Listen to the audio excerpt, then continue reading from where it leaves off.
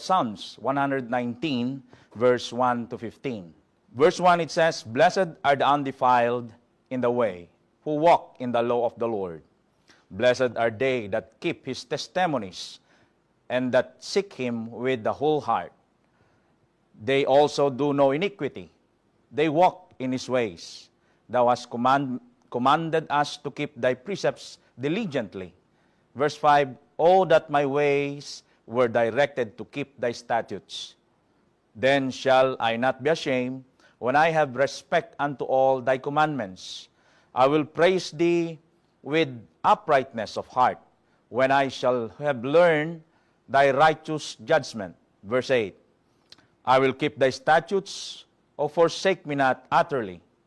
Wherewithal shall a young man cleanse his way?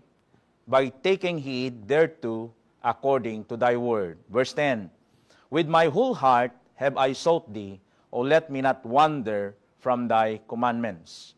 Thy word have I hid in mine heart, that I might not sin against thee." Verse 12, "Blessed art thou, O Lord, teach me thy statutes. With my lips have I declared all the judgment of thy mouth. I have rejoiced in the way of thy testimonies, as much as in all riches. I will meditate in thy precepts, and have respect unto thy ways." Last verse, "Wherewithal shall a man shall cleanse his way." Pagpalang Diyos, salamat po muli sa gabi pong ito, na minsan ay lumalapit po muli kami sa luklukan po ng iyong biyaya. Salamat, Panginoon, sa pribilehiyong ito na niloob mo. Salamat sa pagkakataon, and even, Lord, anuman yung nakikita mong karumihan sa akin sa gabi pong ito, akin pong hinihingi ang paglilinis ng iyong banal na dugo. Lord, I'm not worthy to stand in this pulpit, but you allow me, Lord, and I thank you, Lord, sa pribilehiyong ito, Panginoon. And again, Lord, samahan mo po ako sa pag-aaral na ito. Ikaw po nawa madakila at may taas. And again, Lord, sa amin din pong mga kapatid sa pananampalataya na sa live streaming, mga bisita po namin, Lord, help them na magkaroon po ng maayos na internet connection. Nawa, Panginoon, ay wala pong interruption na mangyari. Huwag mong hayaan na ang kaaway ay kumilos, bagkus, Lord, ay ilagay mo siya sa isang tabi na hindi po siya makapagambala, Panginoon, sa amin sa pag-aaral na ito, sapagkat alam namin, Panginoon, napakahalaga ngayon ang pag-aaralan namin, Panginoon. At muli, Panginoon, ikaw nawa makita, hindi ang inyong lingkod, ikaw madakila at may taas sa aming kalagitnaan. Muli, humihingi po kami ng basbas na nagmumula po sa iyo sa pag-aaral na ito, sa pangalan ni Jesus na aming Panginoon tagapagligtas. Amen and amen. Amen. So, sabi po niya sa ating pong salita kanina, "Wherewithal shall a man cleanse his way? By taking heed thereto according to thy word." Now, dito po, ay makikita po natin na kung saan, if a person who is upright, walking in the precepts of God, must have to have integrity in his heart. Okay? Kailangan po niya ng integridad. Okay? Kung gusto mong ipakita sa Diyos na ikaw ay maayos, kailangan may integridad ka. Amen? And must know how to live guarding his life. Talagang binabantayan mo na hindi pwedeng gumawa ang kaaway na, alam mo yun, hindi kakitaan ka ng isang bagay na makakapuna o mapupuna nila para ikaw ay sabihin na, totoo ba yan?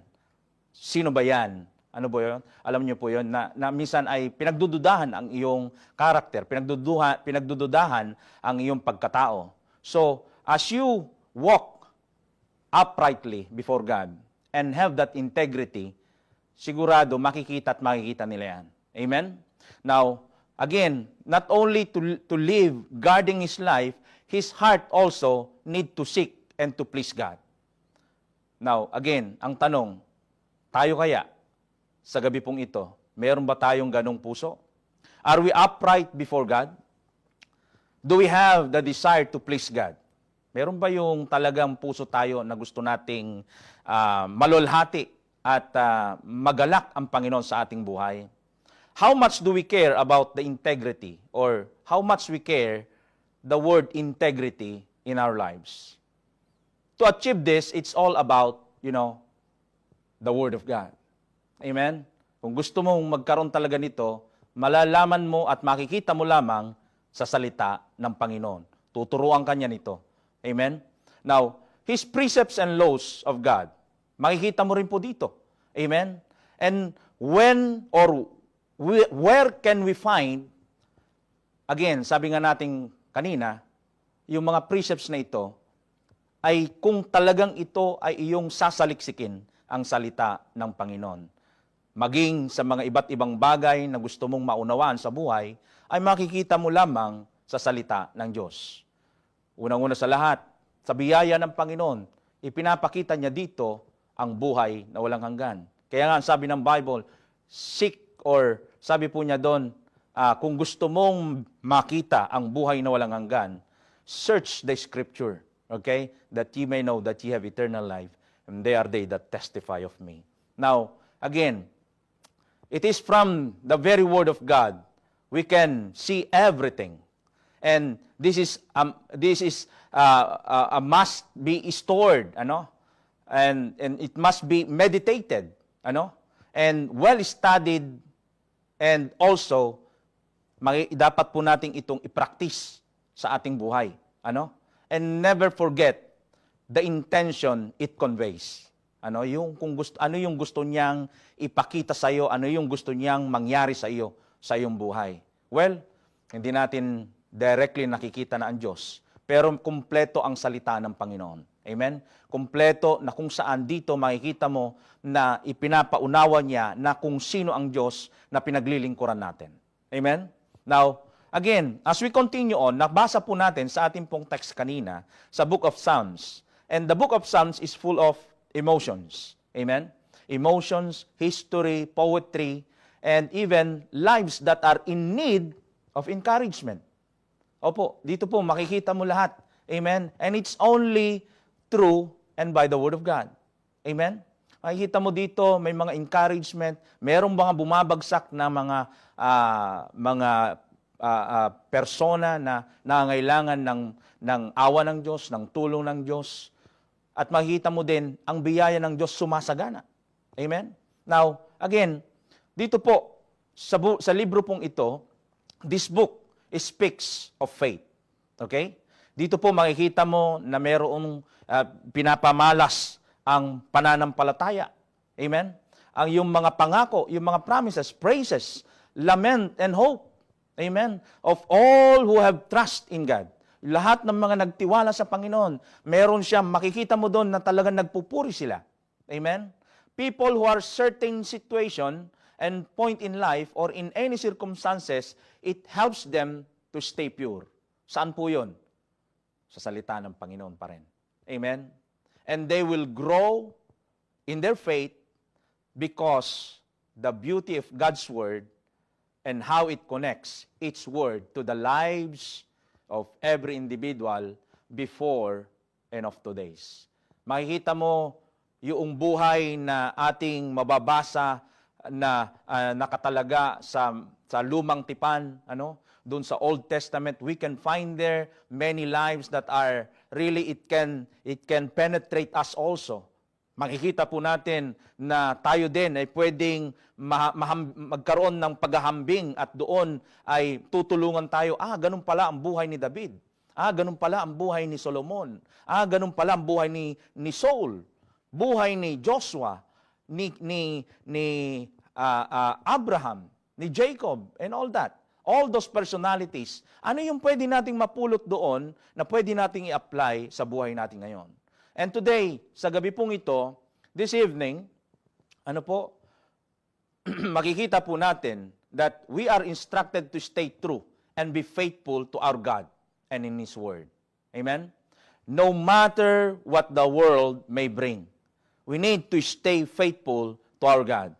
At saan mo lamang makikita ito na nagtuturo nito? Sa salita po ng Panginoon. People may change, the world may change, but the Word of God remain the same. Amen? Mananatili at mananatili. Kaya nga sabi ng Bible, heaven and earth shall pass away, but my word shall not pass away. Amen? This evening, as we ponder His Word, We are to study the why and what of the Word and what does He do to us. The title of our Bible study tonight entitled The Word. Amen? The Word. Now, again, the byproduct, the first point that we're going to study tonight is the byproduct of the Word of God is it hastens the heart. Yung pinabibilis niya ito, yung makikita mo, ano yung pwedeng epekto ng salita ng Panginoon sa puso ng bawat tao. Now, as we go on, as we read the Word of God, once again, in verse chapter 1, or in our text, in verse chapter 1, or verse 1 to 4, it says there, Blessed are the undefiled in the way who walk. Take note, who walk in the law of the Lord. Yung lumalakad daw dun sa kautusan ng Panginoon. And blessed are they that keep His testimonies and that seek Him with the whole heart. Pag hinahanap mo daw talaga ang Panginoon ng buong puso, nandoon yung taimtim ang pagsaliksik mo, ikaw ay pagpapalain ng Panginoon. Amen? They also do no iniquity. Tuturuan kanyang hindi gumawa ng kasalanan.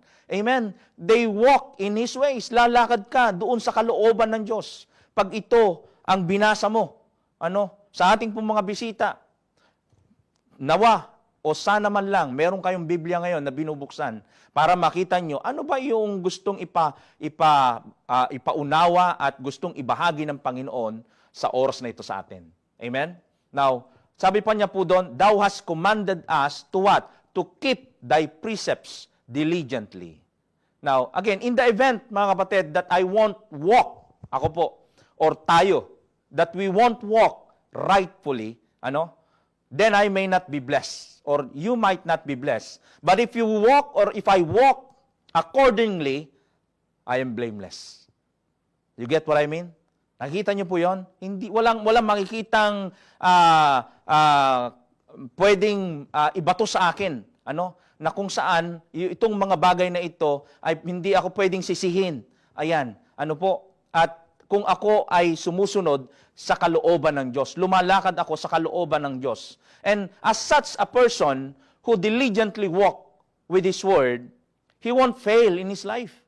Opo, he won't fail in his life. Because the Word of God will give him wisdom. Okay? He will give him wisdom to do what is right and what is wrong. Tuturuan po niya tayo ng salita ng Panginoon. Amen? The Word. At such, the Word of God is like a lamp. Parang ilaw po. Katulad po ito, nakikita niyo po, maliwanag ngayon dito. Parang ilaw, nagliliwanag. Nakikita mo lahat. Amen? Yun po ang salita ng Panginoon. And in the book of Proverbs, chapter 6, verse 23, ang sabi po niya doon, For the commandment is a lamp. Okay? And the law is light. You know what? Yung pong kautusan ng Panginoon, pag ito po ay iyong sinunod, inilalayo ka niya, iniiwas ka niya sa kasalanan, at ipinapamalas niya na pagkasumunod ka sa kalooban ng Diyos, ikaw ay maayos sa harapan ng Diyos. Ikaw ay hindi kakitaan ng kapintasan, hindi ka sisisihin, hindi kakitaan ka ng kasalanan, at ang Diyos malulugod sa iyo. Amen? And the law is light. Sabi po ng ating pinagbulay-bulayan, And reproofs of instruction are the way of life. Amen? Now, in 2 Peter 1:19, ang sabi po niya dyan, we have also a more sure word. Amen? Sigurado yung salita ng Panginoon of prophecy. Sapagkat dito po sa salita ng Panginoon, ipinamalas niya yung mga pwedeng mangyari at mangyayari pa. Katulad po na inaasahan po ng lahat ng mananampalataya na tunay na anak ng Diyos ay yung pong pangalawang pagdating ng Panginoon. At nakasulat po ito. Saan?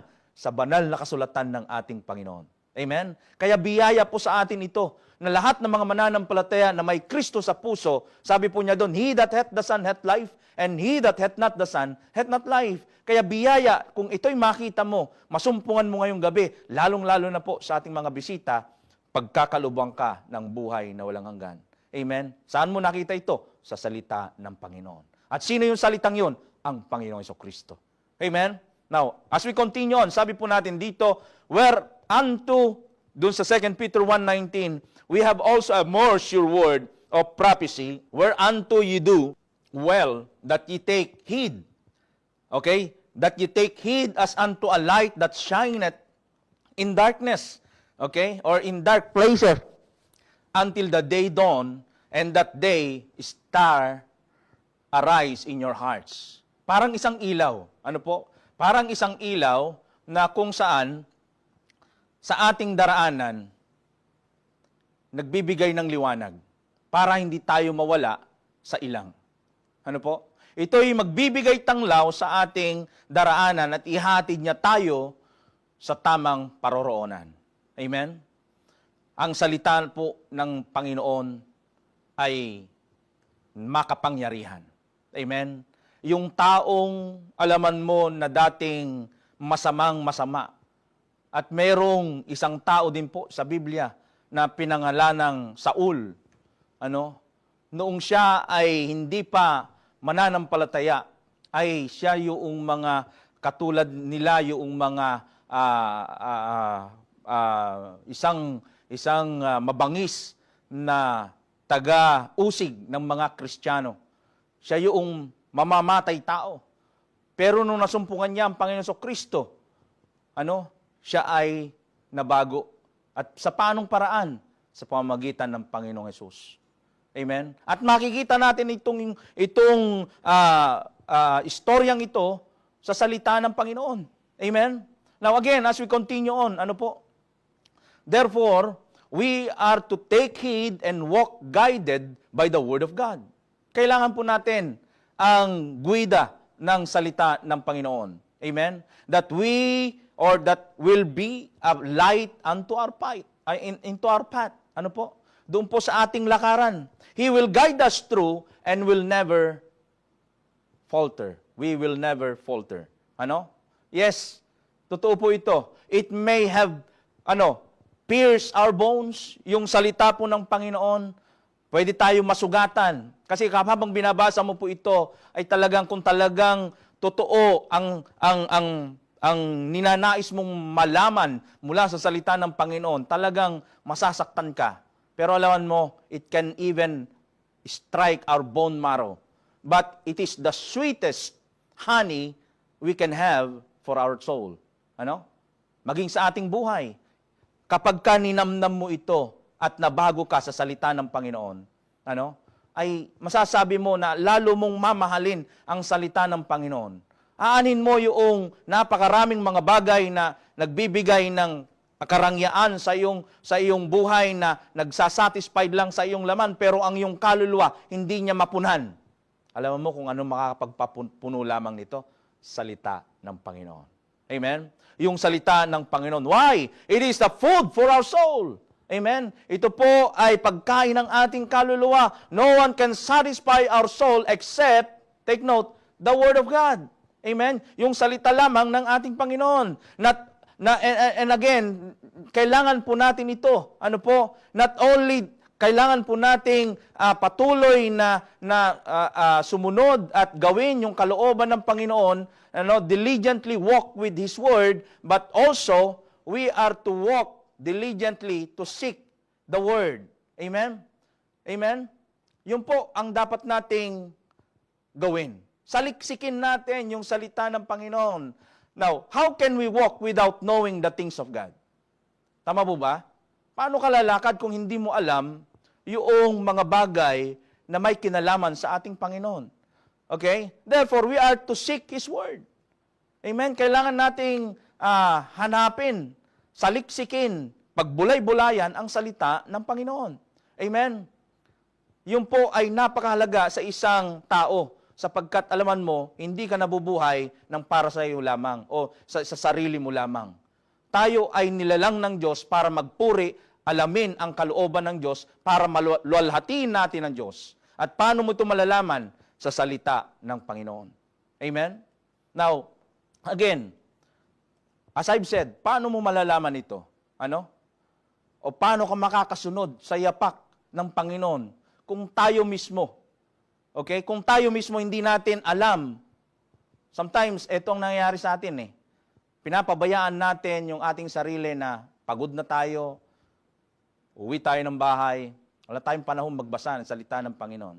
Now, pagka ganun, madalas ang pag-uugali po natin, paano natin malalaman yung kalooban ng Diyos sa atin? Amen? Ano yung ninanais ng Diyos din para sa atin? Na imbes na makita mo ito at lalo kang magpuri sa kanyang pangalan, na kahit na, alam mo yon, pagod ka, minsan parang kulang lahat, pero alam mo, kapag ka ang salita ng Diyos ang nagpuno sa iyong buhay, kahit yung katiting masaya ka. Bakit? Alaman mo na ang buhay ay hindi lamang dito. Hindi nakatalaga ang buhay ay para lamang dito. Ang ninanais ng Diyos ay tayo ay makasama niya sa walang hanggan, sa buhay na walang hanggan. Amen? So that's why we are to diligently seek the Word. Amen? And diligently keep the Word. Okay? Anong ibig sabihin po natin dito? Na kailangan, pagka pala tayo ay nakita na natin ang kalooban ng Panginoon, kailangan itong pangalagaan natin. Sapagkat ito magtutuwid sa atin, ito magdadala sa atin sa buhay na ninanais ng ating Panginoon. Amen? Why? Because the Bible says, more to be desired are they than gold. Sabi ng Bible. Amen? In the book of Psalms 19 or Psalms 119 or Psalms 19:10. Ang sabi po niya doon, more to be desired are they than gold, yea, than much fine gold. At ang sabi po niya dito, sweeter also than honey and the honeycomb. Amen? We are and should keep it as hidden treasure, as a precious stones, silver and gold. Amen? Kailangan natin ito, ang salita ng Panginoon. Amen? Now, again, therefore, sabi naman ng Psalms 119, verse 127, therefore I love thy commandments above gold, yea, above fine gold. Ganun ba yung ninanais mo, kapatid? Kaibigan, mga minamahal po namin mga bisita, ganun mo ba kamahal ang salita ng Diyos? Now, if we could only know the Word of God in every life, even in ourselves, its importance and its usefulness, it help us to preserve our integrity and honor. Kung alaman mo lang. Amen? Biyaya ng Panginoon, hindi tayo pwedeng magmalaki. Walang pwedeng magmalaki sa Panginoon. Amen? Lahat po tayo may flaws.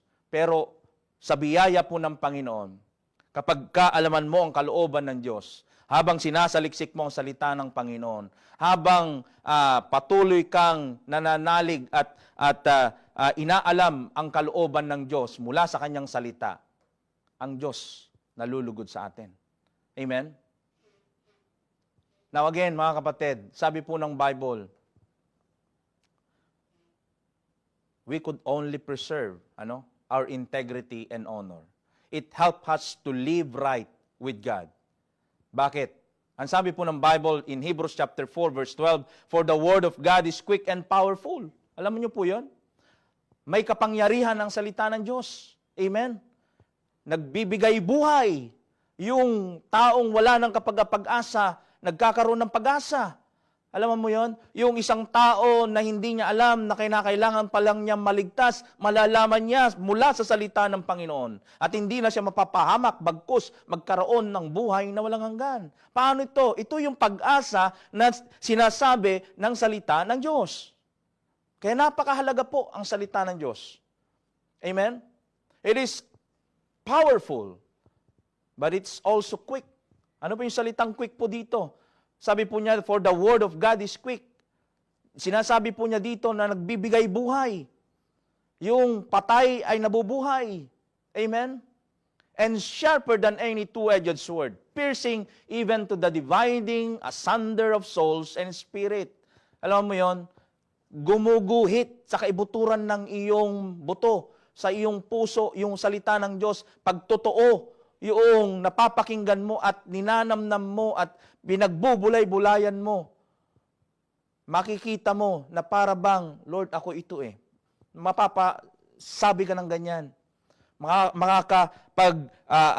Isip ka o may isip mo, Lord, sorry. Paano mo masasabing sorry?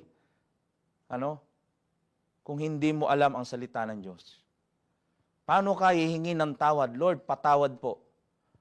Hindi ka naman po pwedeng huminga na lang ng tawad ng parang sabi mo lang, Lord, patawad. Na wala ka namang nauunawaan. Amen? Bakit ka hingi ng tawad? Paano mo nalaman na yung ginagawa mo pala ay kasalanan? Now, yung Biblia po ang nagsabi na kapag ka tayo sumalangsang sa kautusan ng Diyos, kasalanan po. Amen? Ang kasalanan po ay tinatawag na transgression of the law. Amen? At saan po nakakapagbigay ng kaliwanagan dito? Mula po sa salita ng Panginoon. Pinapaliwanag po ito na ang kasalanan ay hindi dapat inaakap. Okay? So again, mga kapatid, sabi po niya dito, piercing even to the dividing asunder of soul and spirit and of the joint and marrow, and is discerner of the thoughts and the intents of the heart. It has an ability to make a person's alive in the spirit of serving and have piercing ability. Okay? Ability to discern and read the intent of the heart. Kung ano yung intention ng iyong puso. Pagka minsan, pag binuklat mo yung salita ng Panginoon, hindi yung pagkapikit mo ng matas, tuturo kang gano'n. Hindi po. Baka mga pag pininpoint mong gano'n, tapos siya, tumalong ka. Ano? Tatalong ka nga naman. Hindi po gano'n ang interpretasyon ng Biblia. Amen? Kailangan with context. Maunawaan mo ito. Okay? Kaya nga po, there is an ability, yung salita ng Panginoon. Amen? May abilidad ito. Makapangyarihan ang salita ng Panginoon. Amen? It has an ability to discern and read the intent of the heart, equally operating efficiently and effectively to the life of sinners. And guess what? And to all the saints. And fallen angels and Satan himself. Amen? Makikita mo dito kung paano yung mga makasalanang tao, yung mga mananampalataya, maski yung mga anghel, maski ang dyablo, maski ang Panginoon, makikita mo dito, yung mga mananampalataya noon, kung paano ang kanilang buhay, paano binago ng salita ng Diyos. Amen? Kung paano rin naman ang mga anghel ay sumalangsang sa kautusan ng Diyos.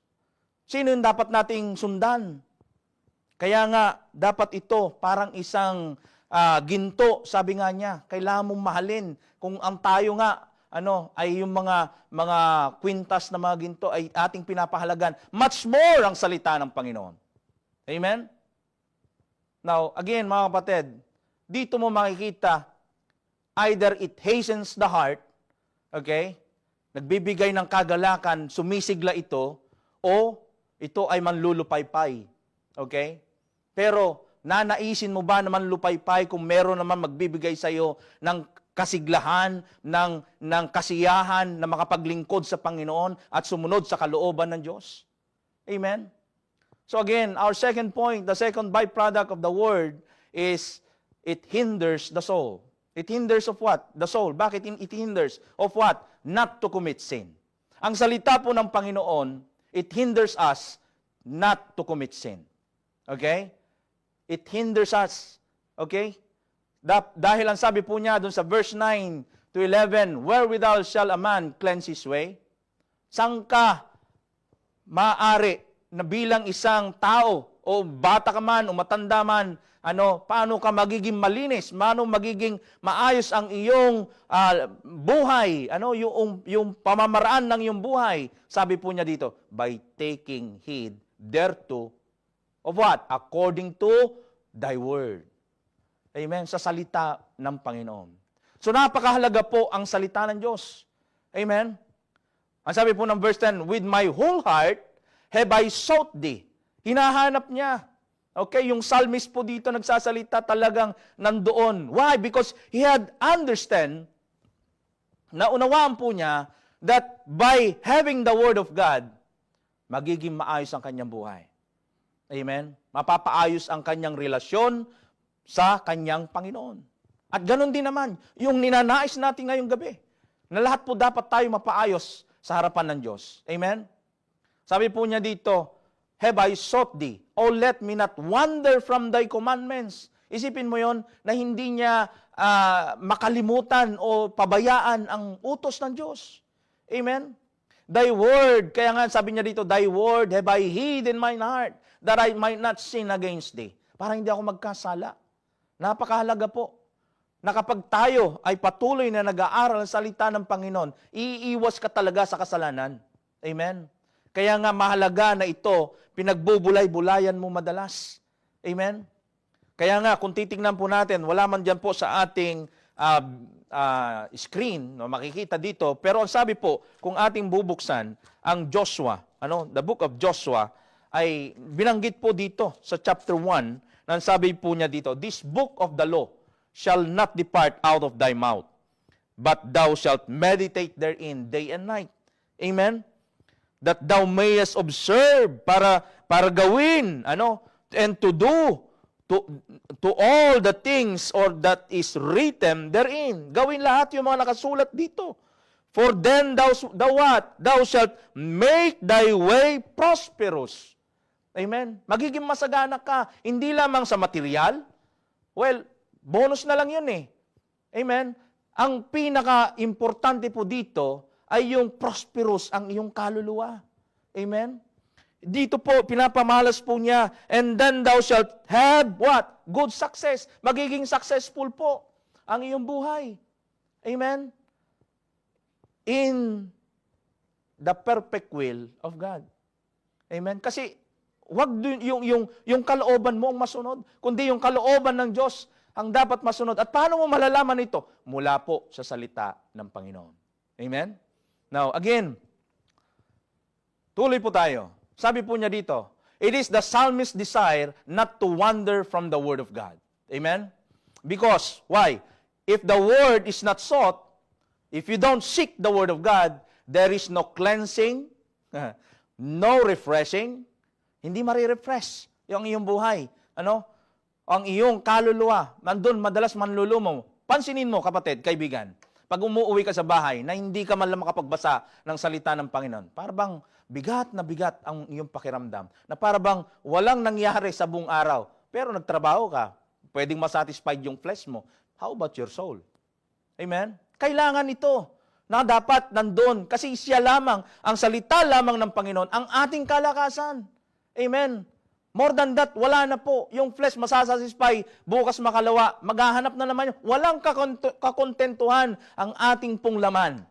Mind you folks, ang magpapasatisfied lamang sa atin ay salita ng Diyos. Amen? Now again, mga kapatid, there is no cleansing, no refreshing, for it contains something that the world can never give. Okay? Yung pong mundo, hindi ka pwedeng isatisfy niyan. Amen? Ano man yung pwedeng, well, yung flesh mo, yes. Okay? Pero hanggang kailan? Minsan nga, dati, ang suot mo lang, mga, anong pangalan lang, yung mga simpleng pangalan. Mamaya, bago na naman ang pabago. Walang satisfaction ng tao. Okay? Dati, Baleno yung pangalan tatak ng damit mo. Naging Giordano. Mamaya, naging Lacoste. Mamaya, naging Fred Perry. Pambihira. O mamaya, Boss. Hanggang kailan? Mamaya, Prada, Louis Vuitton. Hanggang kailan? Amen? Kaya nga, ang satisfaction lamang ng ating kaluluwa, yun po yung pinakamahalaga. Amen? Those things cannot satisfy our soul. The soul, yung pong ating kaluluwa, ang kanya pong satisfaction only is the very Word of God. Amen? So again, mga kapatid, if the Word is not sought, there is no cleansing. Amen? Kaya nga sabi po niya doon sa Psalms 19 na ulit natin binasa kanina, wherewithal shall a young man cleanse his way? By taking heed thereto according to thy word. We are to dig deeper. We are to dig it from the Word of God. Kailangan nating saliksikin, hukayin na yung mga bagay na magpapasatisfied sa ating kaluluwa. Amen? It is only by the Word of God, a man can be cleansed by his life. Amen? And this book can change any man. Amen? Can flip upside down, ang buhay ng tao. Na dating isang drug addict, completely restored, transformed from an alcoholic person to a sober and responsible men. Amen? Yan po ang nagagawa ng salita ng Diyos. Dating mamamatay tao, ngayon naglilingkod. Si Pablo, na dating mamamatay tao, mamamatay Kristiyano, pero ngayon itinataas niya ang pangalan ng Panginoon Kristo. Amen? Why is this? Why is that? Because of the Word of God. Amen? Because of the Word of God, mga kapatid. I remember what we always say sa amin pong dating ginagawang pledge, allegiance to the Bible. Ang sabi po niya doon, Thy word is a lamp unto my feet and a light unto my path. It tells me who I am. Am I right? Sasabihin niya yan Pag binabasa mo yung salita ng Panginoon, it tells me who I am and what I can become. Amen? It changes my heart. It refreshes my soul. Amen? Now, ito yung dapat na nasabihin, sambitin mo. O dapat na Now, kapag nakita mo ito, kailangan mong panampalatayanan. I need to believe its promises, obey its commandments, and honor it in my life. Why? Because the Bible is my guide. I walk by faith and not by sight. Amen? It is all true to a person, mga kapatid, who has the Word of God and the Lord Jesus Christ. Amen? Now, again, mga kapatid, ito po'y napakahalaga na pagbulay-bulayan po natin. If the Word is not sought, saan tayo? Kung hindi mo sinasaliksik ang salita ng Panginoon. If the Word is not abide, hindi na nanatili yung salita ng Panginoon sa atin, chaos arise. Yes, chaos arise sa buhay ng isang mananampalataya, kahit sa isang mananampalataya na. Pag lumayo ka, hinayaan mo yan. Isinantabi mo na ang salita ng Panginoon. Mind you, isang araw, chaos ang buhay mo. Amen? Disappointments and dissatisfaction explode. Why then? Bakit kailangan mong hayaan na magkaganon ang iyong buhay? Amen? Because there is no order doon sa bagay na ganon. Amen? Kapag kahit pinagpatuloy mo yan, if the Word is not abiding you, is not abiding in us, mga kapatid, we are to remember, mga kapatid, sa mga bagay na ganito, na kung saan maipapamalas natin na wala ng order, there is no more order, no standard, no integrity, no satisfaction, no peace, walang kapayapaan. Walang kapayapaan within. There is no peace within. And the worst is, blinded ka na sa katotohanan. Amen? And the worst come to worst. Baka hindi ka paligtas. There is no salvation at all sa iyong kaluluwa. Kaya mo ipinagsasantabi na lang. You don't let it abide in you. Amen? Baka paimbabaw lang ang pagkakaalam mo sa salita ng Panginoon. Gaano mo kahamahal ang Diyos? Kung mahal mo ang Diyos, mahal mo ang kanyang salita. Amen? Sapagkat nandito yung lahat ng kalooban ng Diyos sa buhay ng mananampalataya at sa isang hindi mananampalataya. We are to remember that the seed is the Word of God.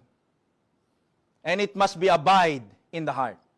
Saan mo makikita yon? Na parang isang butil o isang pananim.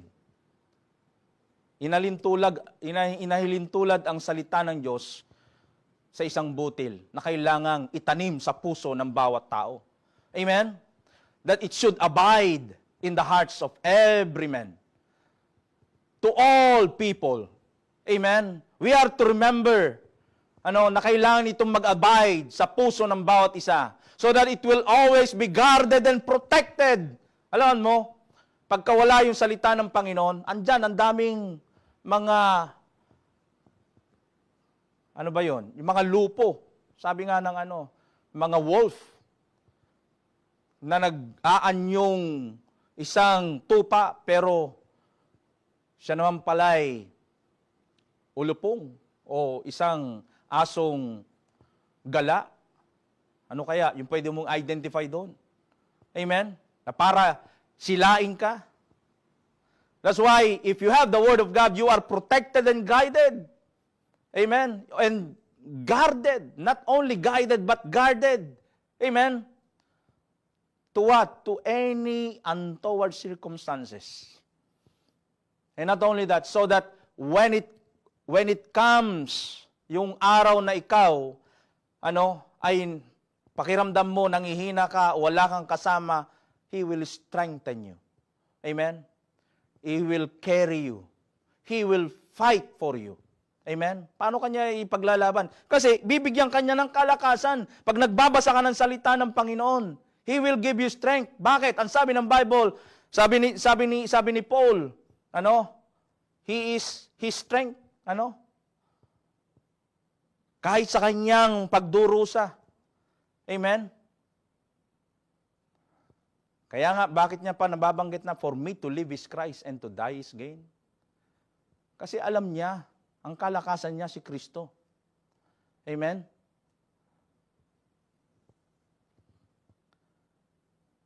We have to be very careful because our enemy, the devil, mga kapatid, mga minamahal po namin mga bisita, also known as the devil. He knows also the Bible. He knows the Word of God. Alam niya ang salita ng Diyos. Amen? In fact, he quote verses to try to deceive the Lord Jesus Christ. Amen? Now, again, that is why nakakalungkot po pag ang mismong Kristiyano hindi man lang mabuklat ang Biblia. Amen? Paano mananatili ang salita ng Diyos kung sa bahay mo ay inaalikabukan na ang salita ng Diyos? Pagpunta sa bahay panambahan, kinakalimutan mo.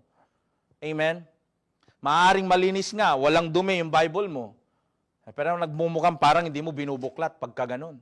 Hindi ka man lang makapag-take note doon sa Bible mo. Ito yung na-impress ng Panginoon sa puso ko. Ito yung sinabi niya dito. Amen? Ano yung kayang gusto pa niyang ipaunawa sa akin? Kaya nga hindi palinisan ng Bible minsan. Kailangan ito, makita mo, madumi man yung Bible na yan, pero marami palang notes ka doon. Amen? Kasi na-impress yun ng Panginoon sa puso mo. Amen?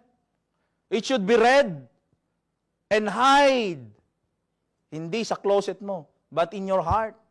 Amen? Apply what we read. Learn and acted upon what we understand of all the wisdom we can get out of it. Amen? Now again, mga kapatid, if the word is not sought, abide, and if the word is not hide in our hearts, we are easily swayed by the rudiments and fundamentals and principles of this world. Instead, it should be a vice versa attitude. Amen? We are easily swayed by the rudiments, fundamentals, and principles of this world. Pag hindi po nag-abide o hindi ito natin ipinanahan o hindi nananahan ang salita ng Diyos sa buhay po natin. Amen? Ang mundo po ang hihila sa atin. Ang pinaka-worst po nito ay hindi mo na makilala ang Diyos. Kaya nga po, ang prinsipyo po ng Bible, Thy word have I hid in mine heart, that I might not sin against thee. Amen? It is a must to hide the word of God in our hearts. You know why? It is because the Bible says in Jeremiah 17:9, ano sabi po niya doon? The heart is deceitful and desperately wicked. Who can know it? Hello? Alam mo ba? Now, again mga kapatid, kaya nga, punuin natin ang salita ng Diyos, ang ating isipan, ang ating puso, ang ating kaluluwa. Nang sa ganon, hindi umibabaw o magpaimbabaw o umibabaw yung ninanais ng pusong marumi. Mapagtagumpayan natin yung kagustuhan ng pusong marumi. Amen? At saan mo malalaman ito? Mula sa salita ng Panginoon. Sapagkat ang sabi po niya doon, paano ang sabi ng Bible? Walk in the Spirit that you will not fulfill the lust of the flesh. Saan mo makikita yun? Sa Bible. Lumakad ka daw sa Espiritu. Amen? Therefore, it is safe to say that if I have the Word of God hiding in mine heart and well kept, I am protected, safe, and well directed of what? To do the things of God. Amen? Now, if then that the heart is deceitful and desperately wicked, what shall I do now? If the word of God is not sought and abide and hide in mine heart, what shall it profit me? What shall it profit you? Ngayong gabi. Mga kapatid, 3 things that the Word of God will make a difference. If we are able to sought, abide, and hide the Word of God, it will replenish the soul. Amen? It will strengthen the will to serve. And it behoves or to be expected of to be like Christ. Amen? 3 bagay. 3 things that the Word of God will make a difference. If we are able to sought, abide, and hide the Word of God in our lives, in our hearts, in our mind, it will replenish our soul. It will strengthen the will of to serve. And then it will behoves to be like Christ. Yun yung na-expect ng Panginoon sa atin, to be like Christ. Paano malalaman yon? Mula po sa salita ng Panginoon. And as a believer, it is a reality that those who choose to seek, hide, and abide the Word of God in their hearts, they are more stronger to face the challenges in life. Build up, established, because their foundation was built and circled upon and alone only in Christ. Amen? Now again, punta po tayo sa pangatlong puntos. Unang punto po, ating pong binanggit kanina, it hastens the heart, it hinders the soul, and the last point, the byproduct of the Word of God is, it halted the mind. It halted the mind. Para bang pinipigilan niya ang kaisipan mo. In verse 12 to 15, sabi po niya doon, not to falter and diminish from the truth. Titignan po natin dito. Ano ba yung ibig sabihin nung halted doon? Bago pa natin basahin yung verse 12 to 15, yung word na halted is not to falter and diminish from the truth. Amen? Sabi po ng verse 12 to 15, Blessed art thou, O Lord, teach me thy statutes. Bakit po niya sinasabing ganon? Kasi ayaw niya na yung kanyang kaisipan ay kung ano-ano, kung saan napapapunta, kung ano-anong mga iniisip. Kaya nga, mas ninanais niya nung psalmist dito to teach him the statutes of God. With my lips, sabi po niya, have I declared all the judgment of my mouth. I have rejoiced in the way of thy testimonies as much as in all riches. I will what? I will meditate thy precepts and have respect unto thy ways, sabi po niya. So the heart's desire of a true believer of the Lord Jesus Christ will always be of knowing and growing in the knowledge of our Lord and Savior Jesus Christ. Amen? I-hold mo yung isipan mo sa mundo. Pero hahayaan mong matuto ka dun sa mga bagay na kalooban ng Diyos. Amen? When the word is neglected, kapatid, mga minamahal po naming mga bisita, when the word is neglected, the will is corrupted. Do you understand? The will is corrupted. Pag ang salita ng Diyos ay baling walang halaga mo ito, ang kaisipan mo makukurap. Amen?